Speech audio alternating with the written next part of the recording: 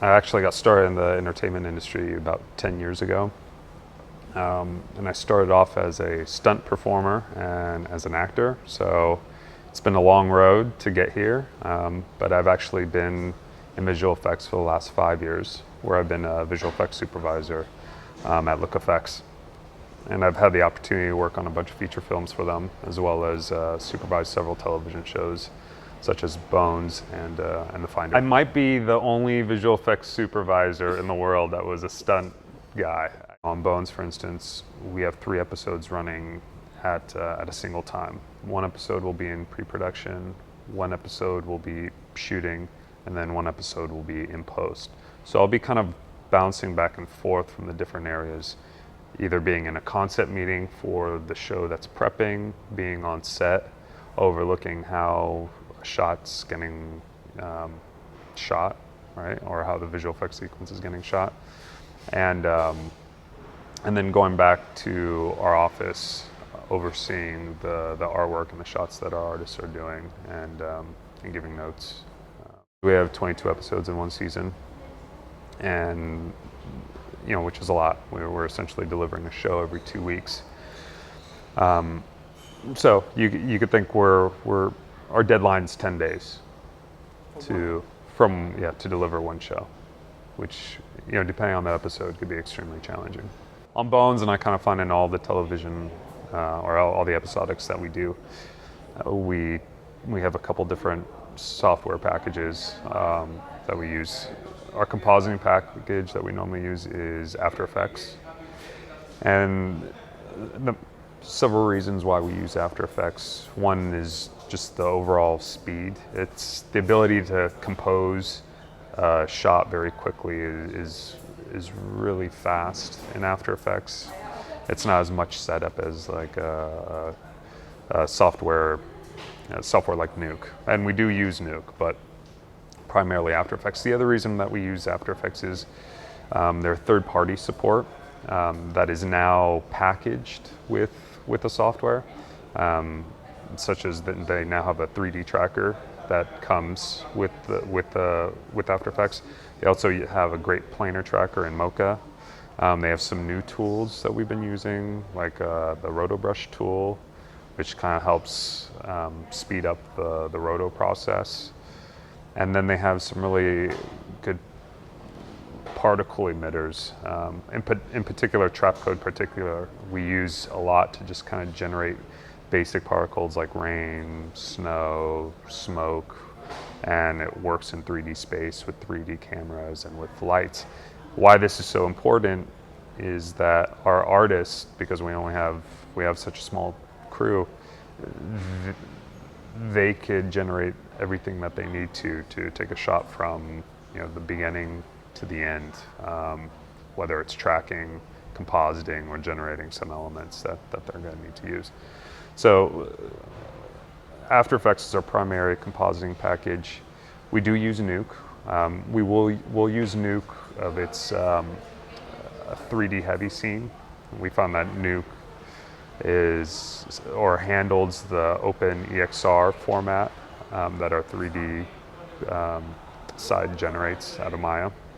So it handles that a lot better than After Effects does. So it's set up for a better pipeline for 3D, but overall we'll use After Effects.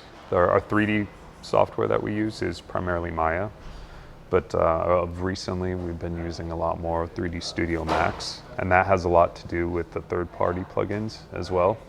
There's 2 in particular, Fume Effects, which is great for smoke, fire simulations, and we happen to just use it on our most recent show.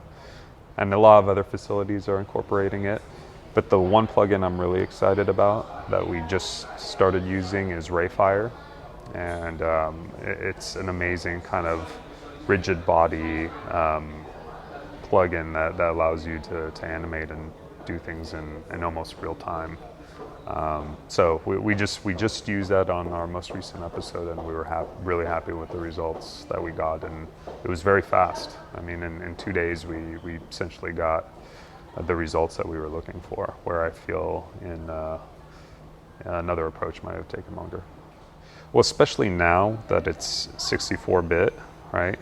You could expand the RAM. So, before it would max out, but now, you could fully use the RAM that's in your computer. So we kind of equate it to having like a flame now. We could almost do anything that a flame operator can in After Effects, and then of course all the other abilities as far as the tracking and the particle emitters and stuff like that.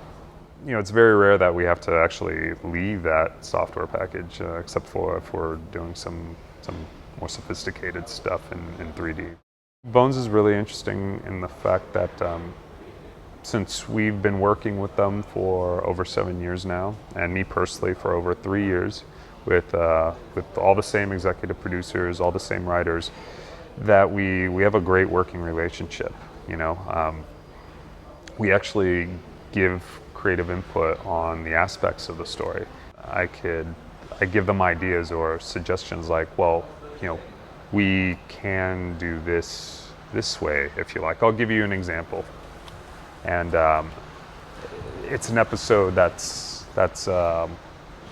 we just got finished filming. It's actually from the perspective of the dead person. The entire episode is shot this way, right? So it's like a POV of the dead person. And the opening sequence, they kind of described it in a very unclear way, where you would just see two silhouettes of two people, and perhaps some dirt over their face or over the camera, which would be the dead person's face. And you couldn't really make them out, and you hear some wasps flying. And during the concept meeting, I had asked several questions. One, how are we going to achieve seeing like these bees and the things in the foreground with not obscuring the two people or the silhouettes that we would see in the background? I wasn't sure how we were going to accomplish that in camera. So I had brought a suggestion. I said, why don't we cover the camera up with plastic so the body looks like it's under plastic? That will obscure the two figures that enter the room with their flashlight in a very creepy, odd way. It also makes sense too, because it's a dead body, right? That they might cover it up with some clear plastic. And then the wasps or the bees that they want to incorporate could be all contained underneath the plastic sheet, which could give some really great opportunities. One, for sound design, right? You get kind of the echoes of the bees being under the plastic. But two, one of the other ideas was having like essentially looking like a macro lens, the bees climbing on the lens of the camera, which would obviously be the dead person. So it's that kind of creative input that they're really open to constantly, and that's just like an example in pre-production. There's a million other examples in post that we do all the time. It's not just about creating effects, right? It's really about how we could tell a better story.